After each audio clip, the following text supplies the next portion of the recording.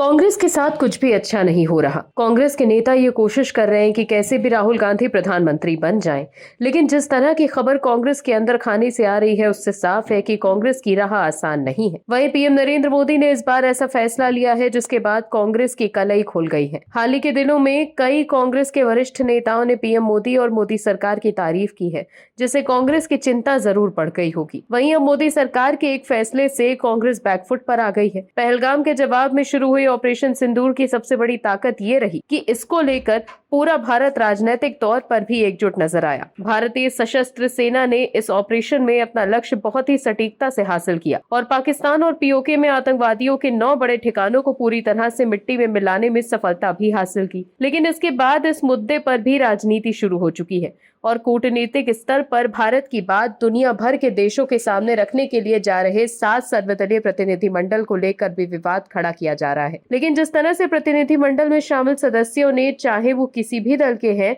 उन्होंने सरकार के कदमों को सराहा है, उससे राष्ट्रहित के इस मोर्चे पर भी विपक्षी इंडी गठबंधन पूरी तरह से बिखरा हुआ है। क्या है पूरी खबर, बताते हैं आपको इस रिपोर्ट। दरअसल ऑपरेशन सिंदूर को लेकर भारत के रुख पर दुनिया भर के देशों का विश्वास हासिल करने के लिए विदेशी दौरे पर जा रहे ऑल पार्टी डेलीगेशन में केंद्र सरकार ने विभिन्न राजनीतिक दलों के सांसदों और प्रमुख नेताओं को शामिल किया है।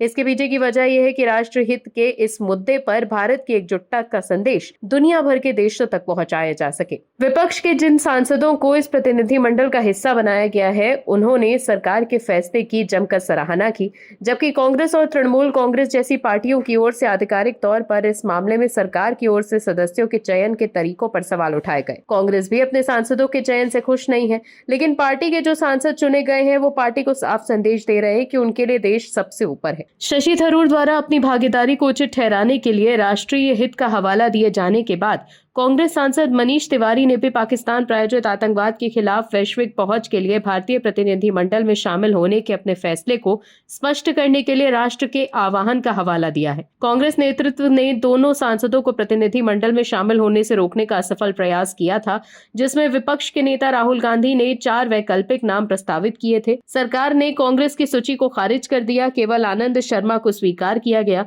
वहीं मनीष तिवारी ने अपने संदेश को रेखांकित करने के लिए किशोर कुमार द्वारा पाए गए 1975 की फिल्म आक्रमण से एक देशभक्ति गीत क्लिप एक्स पर पोस्ट किया। मनीष तिवारी ने लिखा कि किशोर कुमार द्वारा राजेश खन्ना के लिए गाया गया फिल्म आक्रमण 1975 का एक गीत हमें दिखाता है कि राष्ट्र के आह्वान का जवाब कैसे दिया जाए। उन्होंने गीत के बोल उद्धृत करते हुए लिखा, देखो वीर जवानों, अपने खून पे ये इल्जाम ना आए, माँ ना कहे कि मेरे बेटे वक्त पड़ा तो काम ना आए। वहीं इस बीच कांग्रेस नेतृत्व सरकार के पसंद या अपने सांसदों को नियंत्रित करने में असमर्थ होकर आक्रामक हो गया। पार्टी प्रवक्ता जयराम रमेश ने आरोप लगाया कि विपक्ष को दुरुपयोग करने के 1 दशक से अधिक समय बाद प्रधानमंत्री को विदेश में सर्वदलीय प्रतिनिधिमंडल भेजने के लिए मजबूर होना पड़ा। उन्होंने इस संपर्क को क्षणिक, पाखंडी और अवसरवादी द्विदलीयता कहा। वहीं कांग्रेस सांसद शशि थरूर ने ऑपरेशन सिंदूर के बाद विदेश जाने वाले सर्वदलीय प्रतिनिधिमंडलों पर उनकी पार्टी समेत कुछ विपक्षी दलों द्वारा आपत्ति जताए जाने को लेकर सोमवार को कहा था कि वो इस मुद्दे पर नहीं पड़ेंगे। संसद की विदेश मामलों की स्थायी समिति के अध्यक्ष ने इसकी बैठक से पहले संवाददाताओं से कहा कि मैं इस विषय में बिल्कुल नहीं पढ़ रहा हूं। दर्शकों, कांग्रेस ने अपने सांसद शशि थरूर को उनसे बिना पूछे इस मिशन पर भेजने के सरकार के फैसले से नाराजगी जताई थी, लेकिन थरूर के बाद मनीष तिवारी भी देशभक्ति के रंग में रंग कर सरकार के फैसले से काफी गदगद हैं। वहीं विपक्ष में शामिल दूसरे दलों के सांसद भी काफी खुश हैं और सोशल मीडिया पर खुशी जाहिर करने के साथ ही लिख रहे हैं कि काफी गौरवान्वित महसूस कर रहे हैं। इसमें एनसीपी एसपी के सांसद सुप्रिया सुले से लेकर शिवसेना यूपीटी की सांसद प्रियंका चतुर्वेदी भी शामिल हैं। आप दर्शकों से विनम्र निवेदन है कि चैनल को सब्सक्राइब जरूर करें